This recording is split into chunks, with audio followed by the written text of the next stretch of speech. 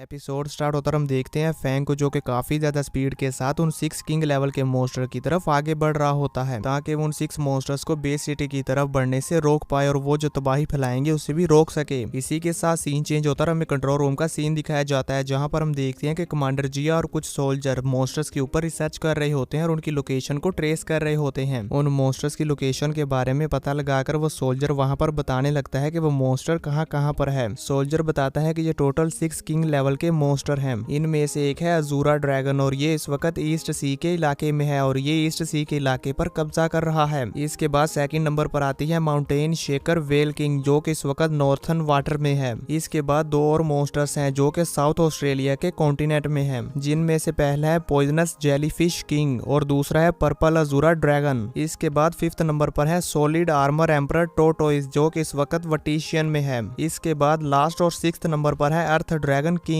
जो कि इस वक्त आलाहा टेरिटरी में अपीयर हुआ है। कमांडर जिया सोल्जर की ये बात सुनकर कहते हैं कि ये 6 के 6 मॉन्स्टर ही किंग ग्रेड के मॉन्स्टर हैं। ना सिर्फ ये किंग ग्रेड के मॉन्स्टर हैं बल्कि ये बहुत ही ज्यादा जालिम हैं। इसी वजह से ये सारे मॉन्स्टर अपनी अलग अलग टेरिटरी में जा रहे हैं और एक दूसरे के साथ इंटरफेयर नहीं कर रहे। हालांकि ये सारे के सारे मॉन्स्टर्स एक ही टीम में उस गोल्डन हॉर्न बहमूद के लिए काम कर रहे हैं, लेकिन फिर भी इन्होंने अपनी अपनी टेरिटरीज अलग अलग रखी हैं। ये मॉन्स्टर गोल्डन हॉर्न बहमूद इतना ज्यादा पावरफुल और स्ट्रॉन्ग है कि ये किंग ग्रेड के मॉन्स्टर्स को कमांड करने के लिए कैपेबल है। अब इन किंग ग्रेड के मॉन्स्टर्स के बाद दो ही सबसे ज्यादा पावरफुल और खतरनाक मॉन्स्टर्स बचते हैं जो कि एम्परर बीस्ट हैं और वो दोनों एम्परर बीस्ट डीप समंदर में रहते हैं। कहीं ऐसा ना हो कि वो दोनों के दोनों एम्परर बीस्ट भी इस गोल्डन हॉर्न बहमूद के साथ शामिल हो जाएं। अगर ऐसा हो गया तो फिर हमारी ह्यूमैनिटी के लिए बहुत ही बड़ा डिजास्टर हो जाएगा। पहले तो हमें इन 6 ग्रेड के मॉन्स्टर्स के साथ फाइट करनी पड़ रही है, फिर उन दोनों एम्परर बीस्ट के साथ फाइट करनी पड़ेगी जो कि वाकई में ही काफी ज्यादा खतरनाक है। कमांडर जी अपने मन में ये सोच रहे होते हैं तो वहीं दूसरी तरफ हम उन 6 किंग ग्रेड के मॉन्स्टर्स को देखते हैं जो कि अपने अपने इलाके में तबाही मचा रहे होते हैं। इसी के साथ सीन चेंज होता है, हम फैंग को देखते हैं जो कि काफी ज्यादा स्पीड के साथ फ्लाई करता हुआ जा रहा होता है। तो कमांडर जिया फैंग से कहते हैं Luo Fang, Jiangnan base city की सिक्योरिटी और वहां का सब कुछ अब सिर्फ तुम पर ही डिपेंड करता है। कमांडर जिया भी फैंग को ये बता ही रहे होते हैं कि तभी हम देखते हैं वो न्यूज बताने वाले प्रेसिडेंट वहां कमांडर जिया के पीछे से आ जाते हैं और कहते हैं इस बैटल को नेशन वाइड ब्रॉडकास्ट किया जाए। प्रेसिडेंट की ये बात सुनकर कमांडर जिया एकदम से शॉक हो जाते हैं और कहते हैं क्या?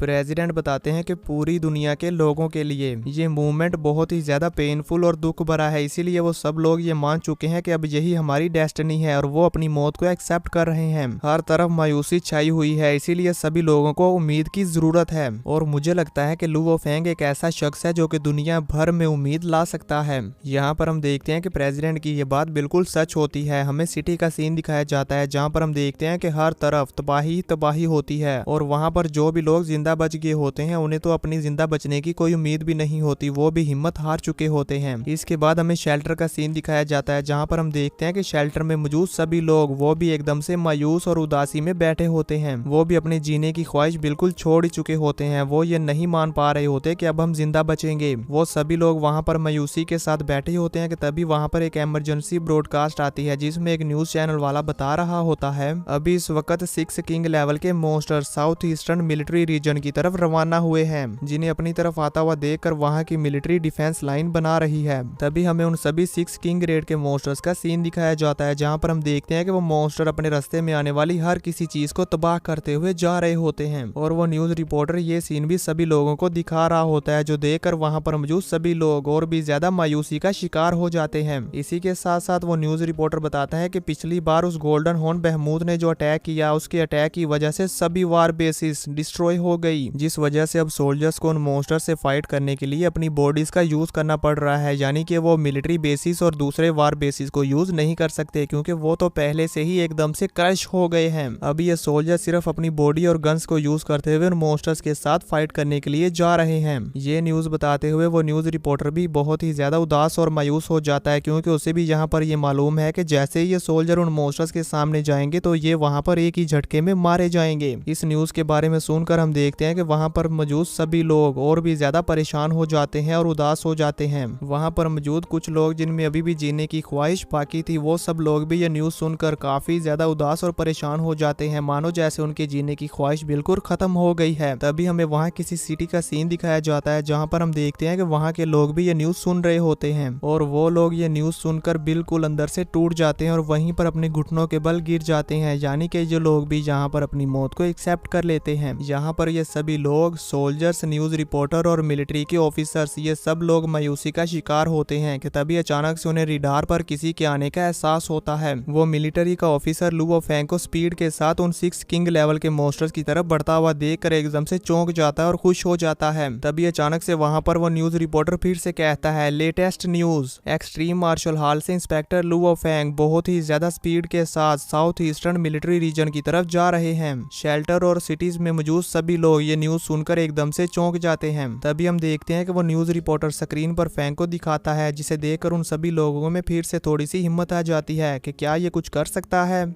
इसी के साथ सीन चेंज होता और हमें फैंग को दिखाया जाता है जो कि काफी ज्यादा स्पीड के साथ फ्लाई करता हुआ कुछ फाइटर जेट्स के पास पहुंच जाता है। वो फाइटर जेट का पायलट फैंग को अपनी तरफ आता हुआ देखकर एकदम से चौंक जाता है और कहता है, इंस्पेक्टर लुओ फेंग, इनकी फ्लाइंग स्पीड तो 5610 मीटर फी सेकंड तक पहुंच चुकी है। और ये कहते साथ ही हम देखते हैं कि वो सभी फाइटर जेट वहां से फैंग को गुजरने का रास्ता दे देते हैं। फैंग उन सब के बीच में से गुजरता हुआ जा रहा होता है तो वो सभी पायलट्स फैंग को सैल्यूट करते हैं। और फिर यहाँ पर हम देखते हैं कि ये सभी फाइटर जेट्स फैंग को फॉलो करने लगते हैं और कहते हैं कि हम सब एडमिरल लुओ फेंग को फॉलो करेंगे। यहाँ पर हमें नीचे मिलिट्री का सीन दिखाया जाता है जिसके ऊपर से ये हजारों की तादाद में इतने ज्यादा फाइटर जेट्स गुजरते हैं जो कि लुओ फेंग के ऑर्डर्स को फॉलो कर रहे हैं और फेंग का पीछा करते हुए उन सभी मॉन्स्टर्स की तरफ जा रहे हैं। फेंग को इतनी ज्यादा स्पीड के साथ उन सभी मॉन्स्टर्स की तरफ बढ़ते हुए देखकर हम देखते हैं कि शेल्टर में मौजूद सभी लोग अपने पैरों पर खड़े हो जाते हैं और कहते हैं, इंस्पेक्टर लुओ फेंग। इसी के साथ हमें बाकी सभी एल्डर वॉरियर्स का भी सीन दिखाया जाता है जहाँ पर हम देखते हैं कि एल्डर मू हेंडरसन, एल्डर यी साइट और वॉरियर लाइन किंग, ये तीनों वॉरियर्स और बाकी